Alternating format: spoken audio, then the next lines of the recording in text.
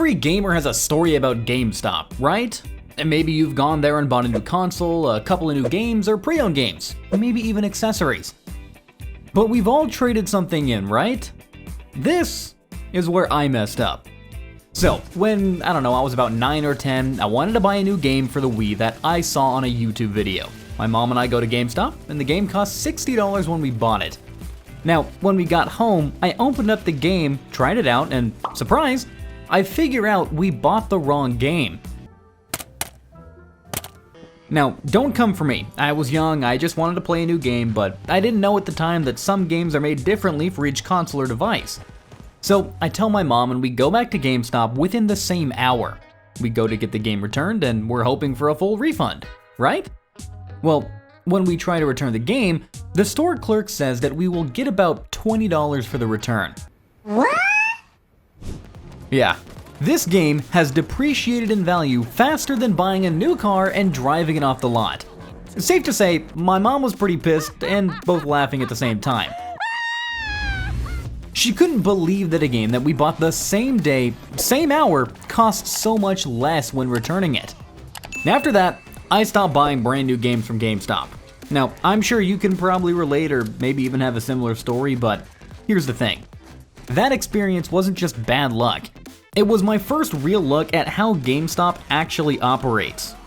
And once you see it, you can't unsee it. Now, let's talk about GameStop's bread and butter, those trade-in deals that seem too good to be true. Because, well, spoiler alert, they absolutely are. I mean, you know the drill by now. You walk in with a stack of games, feeling pretty good about yourself, maybe even got some recent releases, a few classics, perhaps even a limited edition or two. You're thinking, this could get me enough credit for that new game I want, maybe even some cash left over. Then, reality hits like a blue shell on the final lap. The employee starts scanning your games and you watch the numbers pop up on their screen. $2, $3.50, $1.75. For games you paid $50 or $60 for just months ago. It's like watching your childhood get appraised at a pawn shop. But here's where GameStop gets really clever. They don't just lowball you on trade-ins, they make you feel like you're getting a deal with their membership programs and bonus credit offers. Just give me the money. Oh, you're a pro member? That bumps your trade value up by 10%. 10% of almost nothing is still almost nothing, my friend. The math is brutal when you actually think about it. I mean, GameStop will give you $15 for a game, then turn around and sell that exact same copy for $45 as pre-owned. That is a 300% markup. I mean, dude, even car dealerships don't have margins that insane. This is my sweat. I know, but I did business. Shut up! Oh, and speaking of those pre-owned games, let's dive into GameStop's creative definition of what counts as, quote, used. I've bought pre-owned games from GameStop that were still wrapped in plastic. No, not the store's plastic, the original manufacturer plastic. Apparently, if an employee takes a game home for a few days as part of their research program, it magically becomes pre-owned, even if it never left the case. It's like buying a new car that still has that new car smell and 0 miles on it. Except the dealer knocked 50 cents off the price and called it a day. Sold for $1. Then there are the actual used games. You know, the ones that look like they've been through a blender. I mean, scratched discs, missing manuals, cases held together with hope and scotch tape. But hey, at least they're $5 cheaper than new, right? Well, the best part is when you try to return one of these disasters, cause it doesn't work, and they act like it's your fault for not inspecting the disc with a magnifying glass before purchase. Now, before we go too hard on GameStop, let's talk about something that's not really their fault, but definitely affects your experience. Their employees are basically gaming hostages. I mean, think about it. These are people who love games enough to work at a game store, but they're forced to push pre-orders, memberships, and warranties like they're selling timeshares. I mean, you can see it in their eyes. That moment when they have to ask if you want to pre-order 5 different games while you're just trying to buy a controller. I've had GameStop employees literally apologize while asking me about their membership program. Sorry, I have to ask. Do you want to sign up for our pro membership? It's really not worth it, but my manager's watching. That is not the employee's fault. That's corporate policy turning passionate gamers into reluctant salespeople.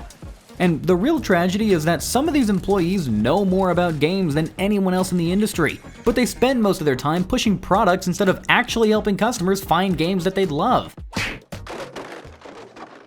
Now, remember when GameStop midnight releases were actually exciting? When getting your hands on the newest Call of Duty or Halo felt like this big event?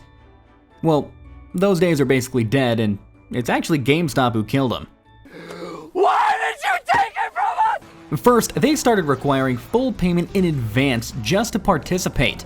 Then they began building games with overpriced accessories and strategy guides that nobody wanted. And finally, they made the whole experience feel more like a corporate transaction than a celebration. I mean, compare that to just downloading games at midnight from your couch, and it's no wonder that those lines disappeared. The irony is that GameStop had something unique. They were the social hub for gaming communities. I mean, people would hang out, they would talk about upcoming releases, share gaming stories. That community aspect was valuable, and they threw it away to squeeze out a few more dollars per transaction. But here is where things get really interesting. And by interesting, I mean painful to watch. While the entire world was moving toward digital downloads, GameStop was doubling down on physical media like it was still 2005. They watched Netflix kill Blockbuster, saw Spotify destroy music stores, and somehow thought, nah, this won't affect us. Yeah, does it pay well? Oh, eventually. Even when they finally acknowledged digital gaming existed, their solution was laughably bad. Remember when they tried selling PC download codes for the same price as physical copies? Or when they launched their own digital platform that nobody asked for? It's like watching someone try to sell VHS tapes in the streaming era. Take what you want both night and day. Technically impressive in its stubborn commitment to the past, but ultimately doomed. The funniest part though is that GameStop keeps trying to reinvent itself as some kind of tech company. They've pivoted to selling phones, collectibles, and even cryptocurrency related stuff. I mean, it's like watching your uncle try to become a TikTok influencer. Sure, it's an admirable effort, but with questionable execution. Okay, let's be fair for a minute here. GameStop isn't completely terrible at everything. I mean, the retro game selection can be pretty solid, especially for older consoles that you can't really find anywhere else. And if you're hunting for original Xbox games or trying to complete a GameCube collection, GameStop often has stuff that's genuinely hard to find. They also deserve credit for keeping physical gaming alive when everyone said it was dead. There's just something satisfying about actually owning a physical copy of your favorite games. GameStop is still one of the few places making that possible. Plus, some locations have genuinely great staff who know their stuff and actually care about helping customers. I mean, it's not their fault the corporate policies make their jobs harder than they need to be. No, sir, I certainly didn't give a refund to those kids. But here's the real thing that gets me. GameStop built their entire business model on exploiting convenience. They know that most people don't want to deal with selling games on eBay or Facebook Marketplace. They know parents just want to walk in, trade some old games, and walk out with something new for their kids. They've turned that convenience into a premium service that costs customers hundreds of dollars over time. I mean, don't get me wrong, it's brilliant from a business perspective, but absolutely infuriating from a customer perspective. And the worst part is that they've trained an entire generation of gamers to accept terrible trade-in values as normal. People walk into GameStop expecting to get ripped off. And somehow that's become okay. Don't make me have to come back here. After years of mediocre experiences, overpriced games, and watching my trade-ins get valued like garbage sale leftovers, I finally decided that enough is enough. The breaking point came during a recent visit when I tried to trade in some recent releases. I mean, games that I'd paid full price for just months earlier were being valued at less than $10 each. Even the employee looked genuinely embarrassed when he told me the total. $43 for 8 games that originally cost me over $400. And that's when it hit me. I just wasn't a customer to GameStop. I was simply a mark. So the question begs, what's a gamer supposed to do? Thankfully, we've at least got some options these days. Digital storefronts like Steam, the PlayStation Store, and Xbox Live regularly have sales that blow GameStop's prices right out of the water. I mean, I've picked up games for $15 that GameStop was selling pre-owned for $35. For physical games, online retailers like Amazon often beat GameStop's prices on new releases, and they deliver it right to your door. There's no awkward sales pitch, no membership pressure, just games at competitive prices. I mean, even for trade-ins, sites like Declutter or Facebook Marketplace usually offer better value than GameStop's trade-in program. Sure, it does take you a bit more effort, but getting fair value for your game is worth the extra work. It's not gonna be easy, it's gonna be really hard. And here's the reality that GameStop is desperately trying to avoid. Physical game sales are declining, and they're declining fast. Most new consoles barely use their disk drives. I mean, Game Pass and PlayStation Now are making game ownership feel outdated.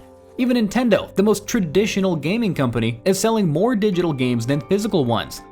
GameStop's response has been to diversify into other areas, but they're essentially admitting that their core business model is dying. When a game store starts selling phone cases and pop figures as their main revenue drivers, you know something's fundamentally broken. It's one way of looking at it. Yeah, do you have any other ways of looking at it? Because I am all out. Look, I don't hate GameStop. They were a huge part of the gaming culture for decades, and they do deserve credit for that. But somewhere along the way, they just forgot that their customers are people, not just walking wallets. I don't know, maybe they'll figure out how to adapt and become relevant again. Maybe they'll find a way to offer real value instead of just exploiting convenience. But until that happens, I'll be getting my gaming fix elsewhere. But what about you? Do you still shop at GameStop, or have you moved on to other options?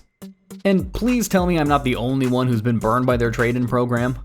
Drop your GameStop horror stories down in the comments section below. And if you want more honest takes on gaming culture and industry nonsense, make sure to hit that subscribe button. Trust me, there's plenty more where this came from.